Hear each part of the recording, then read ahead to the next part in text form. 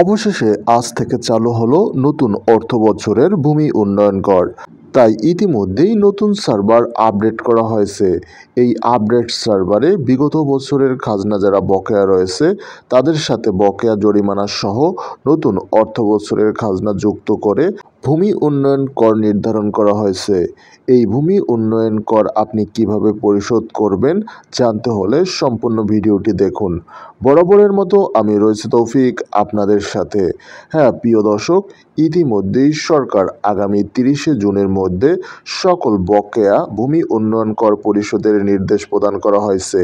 কিন্তু ইতিমধ্যে যারা ভূমি উন্নয়ন কর পরিশোধ করেনি তাদের জরিমানা সহ নতুন অর্থবছরের সাথে ভূমি উন্নয়ন কর পরিশোধ করতে হবে। এই ভূমি উন্নয়ন কর পরিশোধ করার জন্য আপনাকে ভূমি মন্ত্রণালয়ের ওয়েবসাইটে একটি এনআইডি দিয়ে অ্যাকাউন্ট ক্রিয়েট করতে হবে। অ্যাকাউন্ট তৈরি করা হলে আপনার খতিয়ানের সকল তথ্য ইনপুট দিয়ে ইউনিয়ন ভূমি তফসিল অফিসে গিয়ে অনুমোদন করে নিন। এরপর আপনার খতিয়ান অনুসারে আপনি ভূমি উন্নয়ন কর দিতে পারবেন। ইতিমধ্যেই ভূমি উন্নয়ন কর যারা 3 বছর পর পর পরিশোধ করেননি তাদের রেঞ্জ সার্টিফিকেট মামলা দায়ের করা হচ্ছে। এর ফলে আপনার সম্পত্তি খাস জমিতে রূপান্তরিত হতে পারে। তাই দ্রুত ভূমি উন্নয়ন কর পরিশোধ করুন। ইতিমধ্যেই সার্ভার সচল রয়েছে।